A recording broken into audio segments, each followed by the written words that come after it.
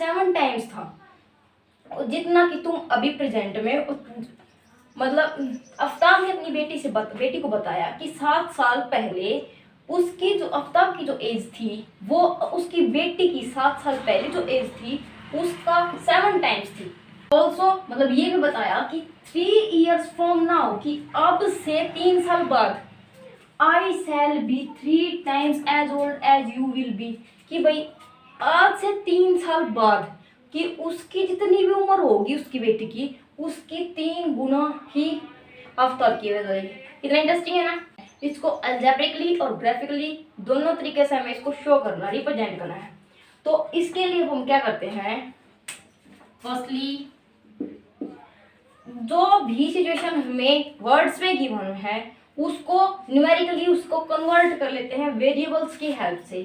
तो सपोज कर लेते हैं कि डॉटर्स प्रेजेंट एज x और जो आफ्ताब है, आफ्ताब की जो प्रेजेंट एज है वो कितनी है, y। भाई हमने सपोज किया है, ये लेट किया है कि जो डॉटर की प्रेजेंट एज है वो x है और आफ्ताब की प्रेजेंट एज y है। तो अब अकॉर्डिंग टू क्वेश्चन क्या गिवन है कि उस टाइम पे कौन सी दोनों सिचुएशंस के अंदर क्या है कि उन दोनों की एज इक्वल है। भाई कितना टाइम है कितना टाइम नहीं है वो हम इसके अंदर वेरिएबल्स के हेल्प से उसको शो कर देंगे। तो बताया है कि 7 years अगो, भाई जो प्रेजेंट एज है उससे 7 साल पहले, यानी कि 7 साल दोनों में से कम कर देते हैं, ये 7 दोनों में से लेस कर दिया, 7 साल पहले की एज होगी।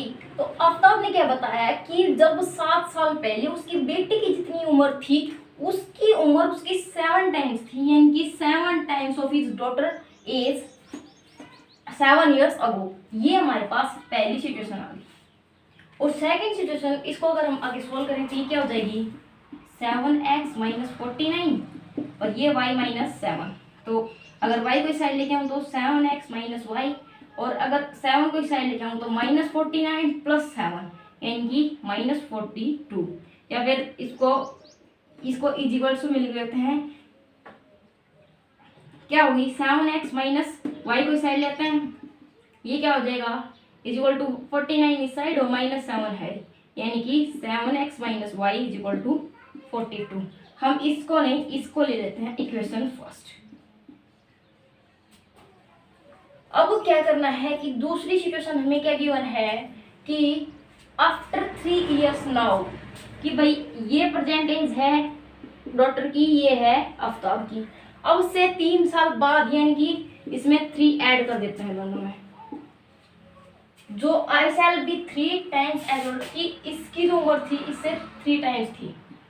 तो ये क्या हो जाएगी 3x + 9 is equal to y + 3, यानी कि 3x - y is equal to -9 + 3, तो 3x - y is equal to -6। ये क्या हो गई हमारे पास सिचुएशन सेकंड। 2 इक्वेशंस आ गई हमारे पास, 2 वेरिएबल्स में 2 लीनियर इक्वेशंस, यानी कि pair of linear equation in 2 variable हमारे पास आ गई। अब इसको हम क्या करते हैं इसका सॉल्यूशन निकालते हैं। तो हमारे पास इसको हमें अलजेब्रिकली और ग्राफिकली दोनों तरह से इसको रिप्रेजेंट करना है।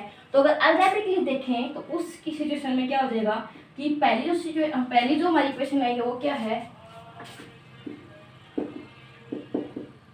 फर्स्ट इक्वेशन है ये, और सेकंड वन क्या है 3x - y is equal to -6। अब इस सिचुएशन को, इन दोनों इक्वेशंस को सोल्व आउट करके हम क्या करते हैं कि ऐसे पॉइंट्स निकालते हैं ताकि उसको ग्राफिकली हम रिप्रेजेंट कर सकें।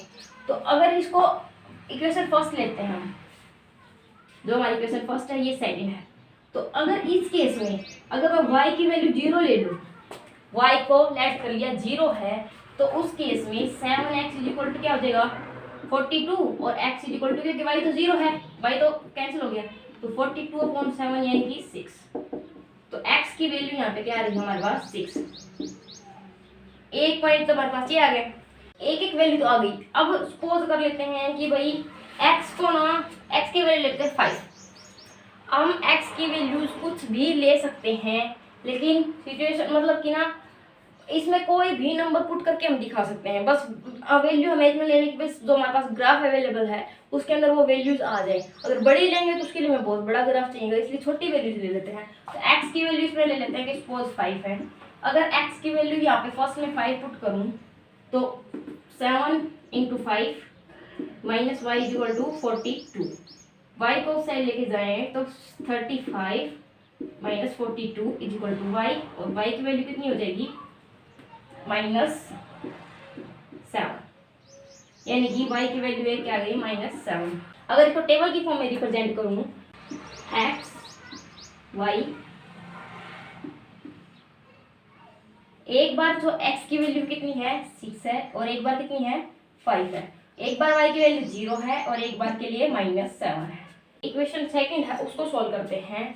तो उसके लिए क्या करते हैं कि 3x - y है, तो फर्स्टली जो y की वैल्यू है उसको x की वैल्यू अगर इसमें 0 पुट करें, तो भाई टेबल इसी तरह टेबल बना लेते हैं इसके लिए। अगर x की वैल्यू 0 ले फर्स्ट केस में, तो उस केस में क्या हो जाएगा 0 - y इक्वल टू -6, यानी कि y की वैल्यू कितनी आ गई इसमें 6। अब अगर y की वैल्यू 0 ले, y की वैल्यू 0 यानी कि 3x - 0 इक्वल टू -6, यानी कि 3x equal to -6, x equal to -6/3 -2, तो ये क्या आ गई -2। फर्स्ट इक्वेशन और सेकंड इक्वेशन के लिए दोनों केसेस में x और y की वैल्यूज आ गई हैं। अब हमें करना क्या है कि इसको ग्राफिकली रिप्रेजेंट करना है। ग्राफ होता है वो हमारा कुछ इस तरह से होता है, इसमें ये हमारी x एक्सिस, ये x एक्सिस की नेगेटिव, ये y एक्सिस और ये y एक्सिस का नेगेटिव, ये हमारा ओरिजिन पॉइंट रहता है। तो इसमें मतलब क्या करते हैं, इसमें पॉजिटिव 1 2 3 4 5, हमें क्या देखना है कि y की जो मैक्सिमम वैल्यू कितनी है 6 है, तो y की वैल्यू 6 तक लेंगे 6, और x की मैक्सिमम वैल्यू भी 6 तक ही है, तो इसमें 1 2 3 4 5 6 एज इट इज यहाँ पे नेगेटिव में -1 -2 -3 -4 -5 -6 -1 -2 -3।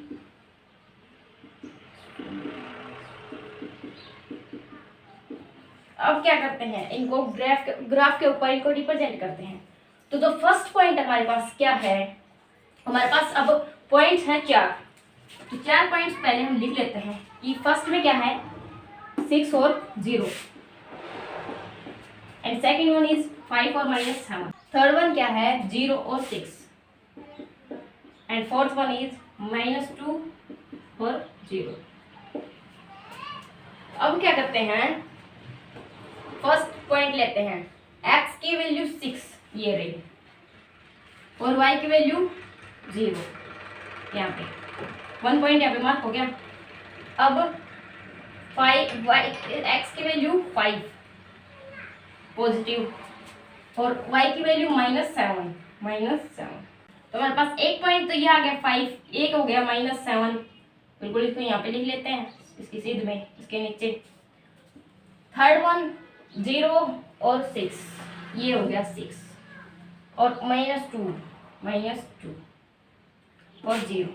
अब अगर इन पॉइंट्स को मीट करेंगे तो ये हो गया ऐसे, अब ये लाइन ऐसे आ रही है, और अगर इनको करेंगे तो या तो इनको ऐसे करें, मतलब अगर ग्राफ पे शो करेंगे ना इसको, ये बिल्कुल ऐसे सीधी आएगी, और फिर इसको करेंगे तो इसके बिल्कुल ये अगर ये इंटरसेक्ट तो करती तो ये दोनों एक दूसरे को क्रॉस करती, अगर ये कोइंसिडेंट होती थी एक लाइन तो होती, लेकिन अब क्या है कि ये पैरेलल बच गई। तीसरा केस मेरे पास ये पैरेलल है, इसलिए ये इसको यहाँ से दिया कि ये दोनों लाइंस क्या हैं पैरेलल हैं, और इसके अंदर मतलब आगे अगर हम एक्सप्लेन करना चाहें तो उसको एक्सप्लेन कर सकते हैं कि अगर पैरेलल है तो इस जो सिचुएशन है उसके अंदर कोई भी सॉल्यूशन नहीं होगा, या फिर ये इनकंसिस्टेंट है, इंडिपेंडेंट है, जो भी चाहे आप इसके अंदर एक्सप्लेनेशन के अंदर आप शो कर सकते हैं। बट हमारे क्वेश्चन की सिचुएशन के अकॉर्डिंग हमारा क्वेश्चन है वो यहीं पे कंप्लीट होता है।